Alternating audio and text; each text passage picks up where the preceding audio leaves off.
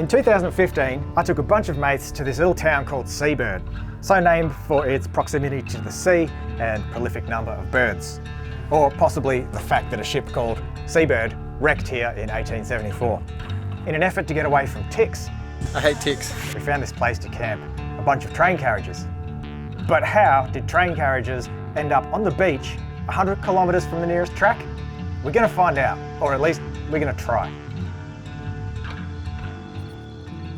Our journey actually begins on my couch at home, with a passing thought and a post to Facebook. I was given all sorts of random information. A D9 dozer pulled them in. I even got that they were floated up here on a barge. Now, while speculation is fun and it gets the imagination cranking, we're here for the truth. So our most valuable lead is a name of a long-term resident from Seabird. Sounds to me like it's time for a road trip.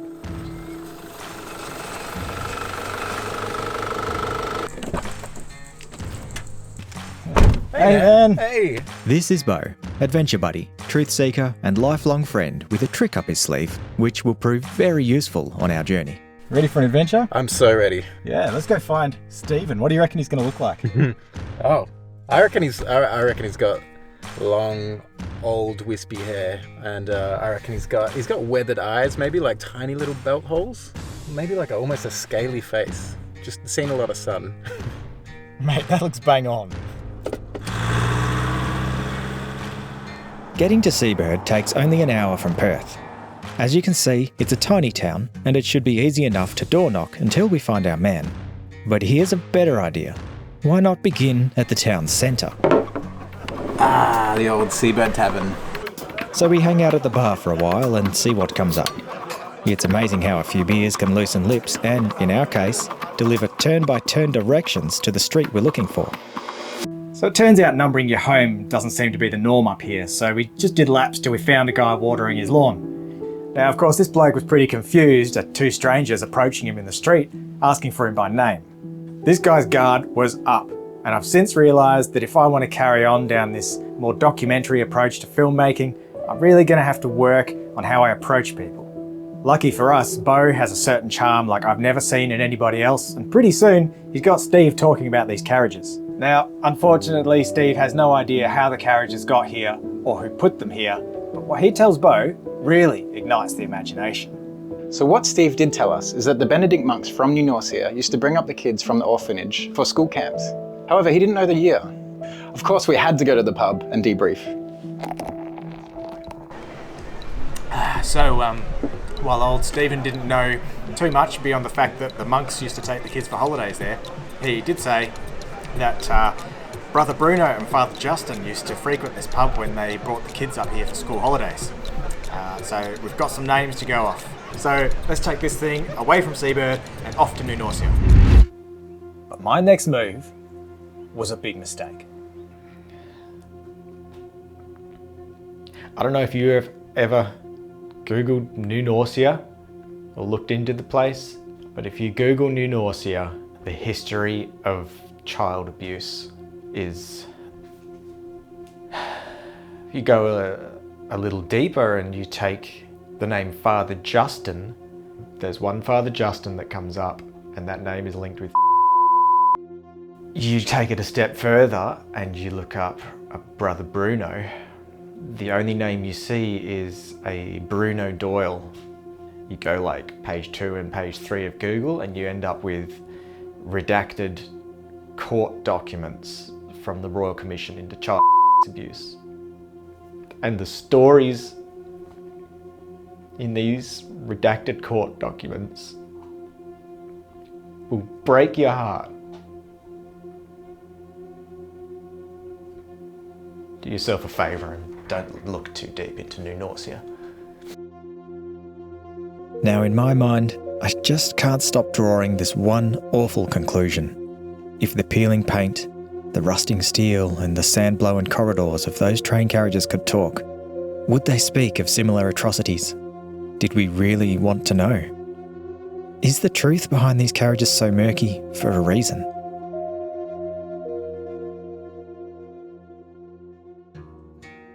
We're doing it.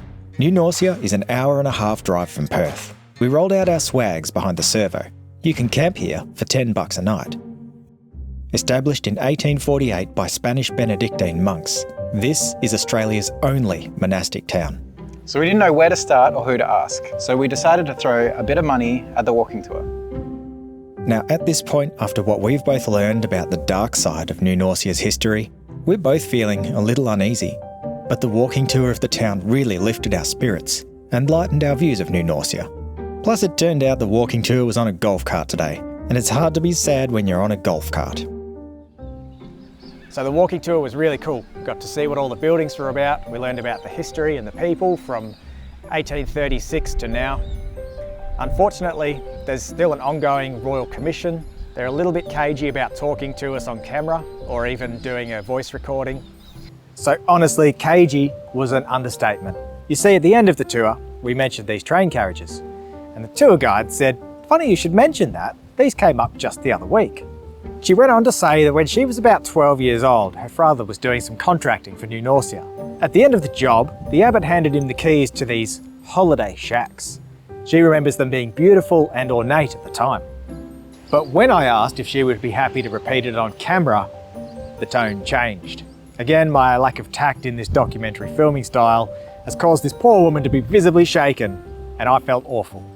The best she could do was put me in touch with the abbot, who I would later contact by email. That email will take us somewhere I never expected. But before we leave New Norcia, there's something we need to put to bed. All right. Look, this is one of the reasons why me and Alex were reluctant to coming here.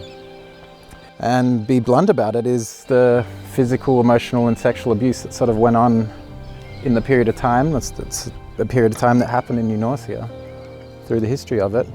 But this rock is here to remember and tell that story. And I think that story definitely needs to be told. So it's made me at least feel a little bit better coming here and having that being more open rather than hidden in the dark.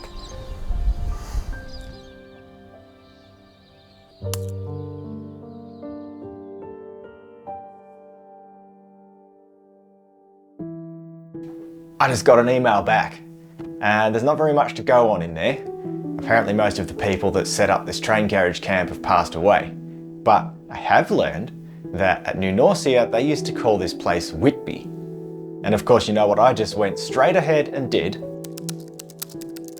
Man, you knew you shouldn't have Googled anything. Yeah, I know. You're lucky nothing dark came up. Just a name. Yeah. Whitby Musings, Francis A. Byrne, 3rd floor stack, State Library, Western Australia.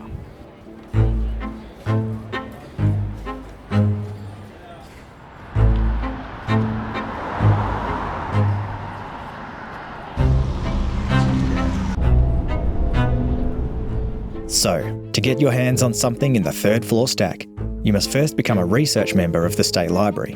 Then you must book a time to view the item, which will be pulled out of the archive for the day you wish to view it. And here we go.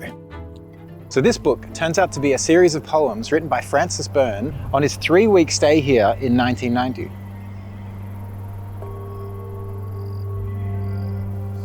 As pilgrims, the brethren embark on their journey, each step a deeper pact with solitude's embrace.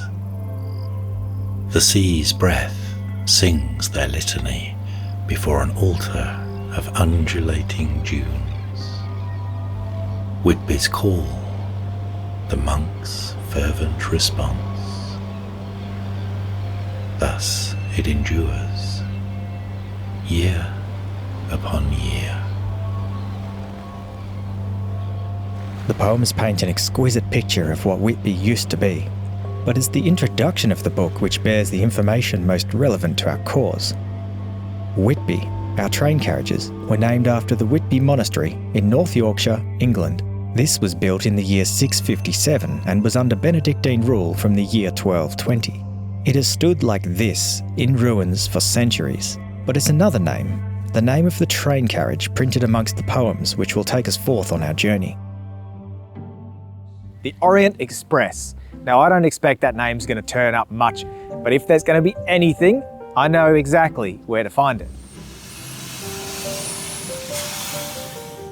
So I'm at the Bassendean Railway Museum, and I've learned a bit from Ian at the Railway Heritage Society. Our railway carriages in the dunes were originally West Australian Government AR second-class country carriages. People used to sleep on these things when going by train was the quickest way to get around Western Australia.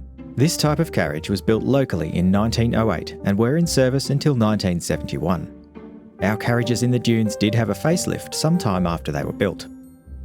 Now, Beau doesn't know any of this. He hasn't seen the pictures. Are you ready for this? I'm ready. I'm ready. Wow. It all matches up. Even the window strips, everything. Would have old sliding doors. That's so cool. So, this is an ARS second class sleeper carriage. Yeah. And here is what this room would have looked like once. Oh, wow. What I notice here is, look at this, like the window trim. Yeah. There's a little piece left down there. There is too.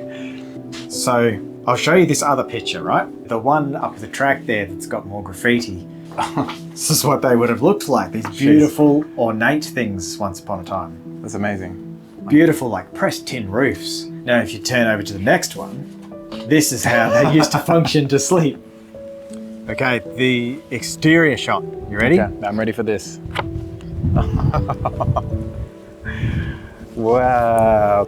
It still resembles what it kind of looks like. The last picture of the exterior of the carriage. Wow. So the most intact one, they fully gutted and restored it to almost original spec, and you can go in there and have a coffee. It's a dome in Bassendean. It's up on the second story car park. But the big question, how did train carriages end up on the beach 100 kilometres from the nearest track? The answer brings us full circle back to Seabird, with a long-running message chain between myself and another long-time Seabird resident. Somewhere in one of their dusty boxes full of photographs is an image of a D9 Caterpillar dozer pulling a beautiful, ornate train carriage over a sand dune. Do you think they could find it? Does it really matter? The journey we have taken with these 118-year-old train carriages is worth more than the destination.